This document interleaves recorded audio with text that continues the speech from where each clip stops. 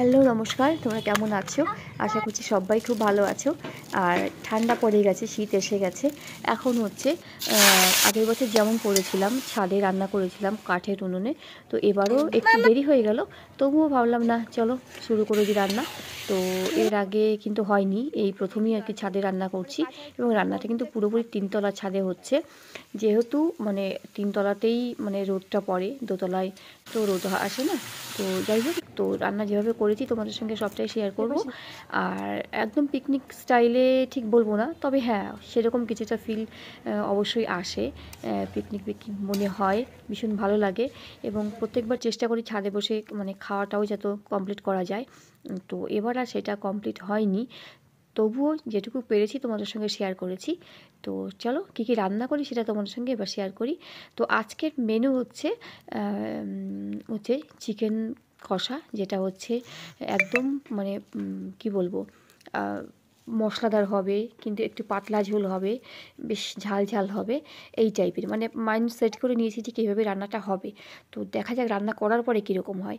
আর কি ছিল, আর ছিল হচ্ছে লাল শাক ভাজা, যেটা পেঁয়াজ দিয়ে আমরা করে থাকি।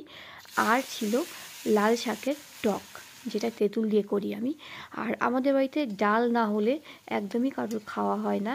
কিন্তু আমি দেখলাম যে মাংস যদি হয় আর লাল শাক ভাজাও সবাই ভীষণ ভালো খায়। আর তারপর যদি আবার লাল শাকের টকটা আমার মানে আমি ঠিক করলাম যে করব, আমার ভীষণ ভালো লাগে। তো করলে সবাই নিশ্চয়ই খাবে। তো এই তিন ভাগে যদি হয়, তো তারপরে ডাল খাওয়ার আর জায়গা থাকবে না, হয়তো কিছু বেঁচে যাবে লাস্টে গিয়ে।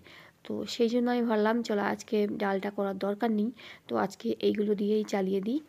তো দেখো ছাদে কিছু ফুল গাছ আমার ছিল, তো সেটা তোমাদের দেখিয়ে দিলাম। আর এই দেখো মাংসের আলু আমি আগের থেকেই হলুদ লবণ মাখিয়ে মানে নিচ থেকেই নিয়ে চলে এসেছি। এটা হচ্ছে লাল শাক, যেটা আমি মানে টক করব। আর এই হচ্ছে চিকেন। চিকেন মনে হয় 1 কিলো মতন ছিল। আর এখানে আদা রসুন বাটা রয়েছে, আর রয়েছে জিরে বাটা।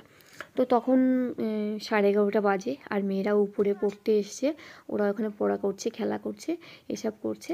তো করতে করতে এদিকে দেখো লাল শাকটা কিন্তু আমি ভেজে ফেলেছি, লাল শাকটা ভাজা হয়ে গেছে।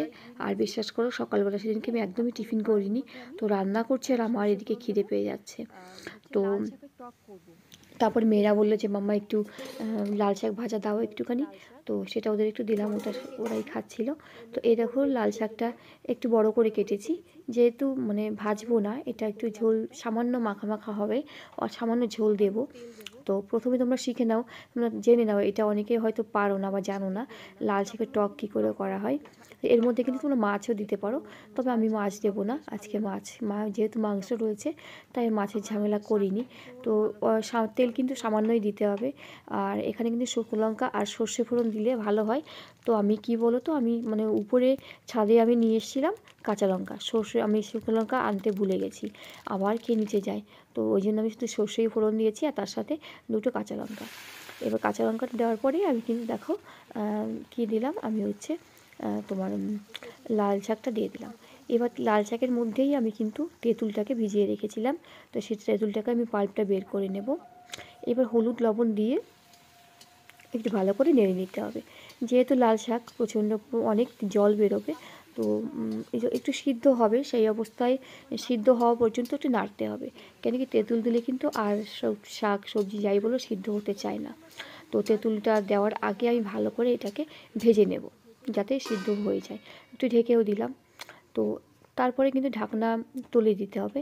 আর এদিকে এক এক করে স্নান করে সব উঠছে। আমার হাজব্যান্ড ছোটো মেয়েকে স্নান করিয়ে দিল, আর আমি তো স্নান করেই রান্না করতে শুরু করেছি।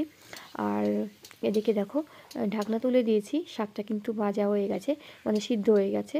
তো এবার আমি তেঁতুলের পাল্পটা দিয়ে দেবো। আর হ্যাঁ, এর মধ্যে কিন্তু কোনো চিনি যাবে না, ঠিক আছে?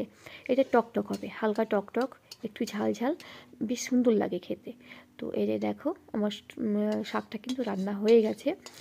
তো এই হচ্ছে ফাইনাল লুক শাকের, ভীষণ সুন্দর লাগে খেতে। এটা তো গরমের সময় তো আরও বেশি ভালো লাগে, শীতেও ভালো লাগে, তো খুব ভালো লাগে খেতে। আর মেয়েরা তো ওটা দেখেই বলছে মাম্মা একটু দাও, বলে ওদেরকে আমি একটুখানি দিলাম, আবার ওরা খেতে বসেছে। এদিকে হাজব্যান্ড কিন্তু স্নান করে চলে এসছে। এখন আমার কি বাকি রয়েছে, এখন আমার রান্না বাকি রয়েছে হচ্ছে মাংস। আর যেহেতু মানে মানে ভাতটা কিন্তু আমি মানে গ্যাসেই রান্না করব।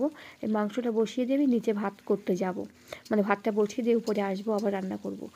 যেহেতু মানে কত কড়াই আর নষ্ট করব বলো, আগুনে দিলে কিন্তু কড়াইয়ে থাকে না। যাই হোক, আমি সর্ষে অনেকটা হচ্ছে তেল দিলাম, সর্ষের তেল দেওয়ার পরে আমি পেঁয়াজ দিয়ে দিয়েছি প্রায় দুটো বড় বড়, এরপর আদা রসুন বাটা দিয়েছি, তারপরে মানে কি বলবো একটা, তারপরে কী দিলাম আমি, আর আদা জিরে বেটে রেখেছিলাম, জিরেটা বেটে রেখেছিলাম। আর জিরের মধ্যে কিন্তু আমি অর্ধেক জিরেটা দেবো, অর্ধেক জিরে বাটাটা দেবো, আর অর্ধেক জিরে বাটা আমি কিন্তু রেখে দেবো, সেটা আমি পরে দেবো। তো এখানে কিন্তু আমি কষাচ্ছি হচ্ছে আদা রসুন বাটা আর হচ্ছে পেঁয়াজ, এটা আমি এখন ভালো করে কষিয়ে নেব। তারপরে আমি একটু জিরে বাটাও দিয়ে দিয়েছি, আর এবার আমি লঙ্কা দেবো, একটু বেশ ঝাল ঝাল হবে, যেহেতু ঝোল বেশি দেবো তাহলে ঝাল একটু বেশি না দিলে কিন্তু টেস্ট আসবে না। তুমি যতই ঝোল দাও না কেন মাংস বা যে কোনো রান্নায়, যদি তোমার লঙ্কা আর লবণটা ঠিক থাকে তাহলে কিন্তু ঝোলের টেস্ট খারাপ হয় না, ঝোল অনেকটা ঝোল দিলেও। যাই হোক, আমি এখানে দেখো শুকনো লঙ্কা গুঁড়ো আর কাশ্মীরি লঙ্কার গুঁড়ো দুটোই দিয়ে দিয়েছি। এবার আমি চিকেনটাকে দিয়ে দেবো। আর একটা কথা তোমাদের বলি, আমি বেশ কয়েকদিন হলো যে চিকেন মানে পোলট্রি রান্না করছি, প্রথমে সব মশলা মাখিয়ে মানে ম্যারিনেট করে সব রকম মশলা মাখিয়ে ঢেকে তেল টেল দিয়ে ভালো করে ঢেকে তারপরে কিন্তু সেই মাংসটা আমি আধা ঘন্টা রেস্টে রেখে তারপরে রান্না করছি। কিন্তু বিশ্বাস করে কাঠের জালে রান্না করতে গেলে ওইভাবে পুরো মাংস ছাড়িয়ে যায়, যেহেতু কাঠের জাল প্রচণ্ড জাল আগুন মানে হয় আর কি, তো যার জন্য কিন্তু সেইভাবে মাংসটা কিন্তু প্রচণ্ড গলে যায়। যার জন্য আমি এবার ভাবলাম না, এবার আর এইভাবে নয়, এবার আমি একদম মাংস মানে মশলা কষিয়ে তার মধ্যে মাংস দেবো। তারপর তোমার ইচ্ছে মতন তুমি কিন্তু যত জল তোমার দরকার সেইভাবে তুমি সিদ্ধ করে নামিয়ে নিতে পারবে। আর দেখছি সত্যি বেশ ভালো লাগছে, মানে এক একবার এক এক রকম করে রান্না করে খেলে কিন্তু সত্যি ভালো লাগে।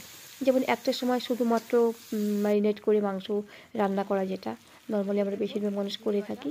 তো আরেকবার যদি এখন কিন্তু আমি এইভাবে মশলা কষিয়ে রান্না করছি, সেটা কিন্তু বেশ সুন্দর লাগছে। আর দেখো লাস্টে কিন্তু মাংস পুরোপুরি কষা হয়ে গেছে, এবার যে জিরেটুকু বাটা বাকি ছিল রেখে দিয়েছিলাম সেই জিরেটা দিয়ে আমি মাংসটাকে একটুখানি কষিয়ে নেব। তো রান্না বলতে পারো মোটামুটি হয়ে গেছে। আর একটা কথা খেয়াল রাখবে, যদি তোমরা উনুনে মাংস রান্না করো, তা উনুনের জালে কাঠের জালে, তাহলে কিন্তু মাংসর পিসগুলো একটু বড় রাখবে, নাহলে কিন্তু মাংস গলে যাবে, ঠিক আছে? তো ওটাই আমার হাজব্যান্ডকে বলেছিলাম, তো ও কিন্তু বেশ বড় বড় পিস করে এনেছিল। তো এবার আমি জল দিয়ে দেবো, দিয়ে কিন্তু, আর তোমাদেরকে আমি তো শেয়ার করেছি যে আমার ছাদে আমি কিছু সবজি লাগিয়েছি, ধনেপাতা, বেগুন, টমেটো, লঙ্কা, এগুলো কিন্তু আমি গাছ আছে আমার। তো ধনেপাতাটা কিন্তু বেশ বড় হয়েছে, একবার তুলে বড়া খেয়েও নিয়েছি। তো এবার আমি ভাবছি একটু এর মধ্যেই মাংসের মধ্যেই একটু ধনেপাতা দিয়ে দেবো। তো যাই হোক, দেখো মাংস কিন্তু সিদ্ধ হয়ে গেছে, পুরো মাংস রান্না হয়ে গেছে। তোমরা বলতে পারতে এত ঝোল কেন, কেন কি ঝোল আমাদের বাড়িতে সবাই ভীষণ ভালো খায়, আর ঝোল না হলে চলে না। তো এই দেখো আমি ধনেপাতা গাছ লাগিয়েছিলাম, তো আমার হাজব্যান্ড তুলছে, তো এটা এখন ও আর কি ধুয়ে টুয়ে এর মধ্যেই দিয়ে দেবে। তো আজকে চিন্তা করেছিলাম ছাদে বসেই খাবো, কিন্তু বিশ্বাস করো ছাদে রান্না করতে গেলে এত জিনিসপত্র আনতে হয়, এত জিনিসপত্র নিয়ে টানা হ্যাচড়া করতে করতে না আর সে এনার্জি আমার আর থাকে, তারপরে আবার রান্না করতে হয়, এনার্জি থাকে না যে আমি মানে উপরে বসে খাবো। উপরে বসে খাওয়ার পরে আবার সে খাওয়ার পরে জিনিসটা না খুব কষ্টের, খাওয়ার পরে হাজার জিনিস নিচে নিতে হবে। খিদে পেটে কিন্তু তুমি কাজ করতে পারবে, খাওয়ার পরে কিন্তু আর আমার শরীর চলে না, তোমাদের সবারও নিশ্চয়ই একই রকম। যাই হোক, দেখো মাংসটা ভীষণ সুন্দর হয়। আর ইদানিং আমি মানে পোলট্রি রান্না করছি, কিন্তু সেটা খানিকটা সেই কি বলবো, দেশি মুরগি রান্না করলে ঝোলটা যেমন হয় না, সেরকম হচ্ছে, বেশ সুন্দর লাগছে, বেশ ভালো লাগছে খেতে।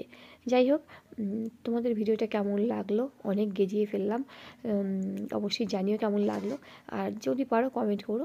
আজকের মতন টাটা, সবাই ভালো থেকো।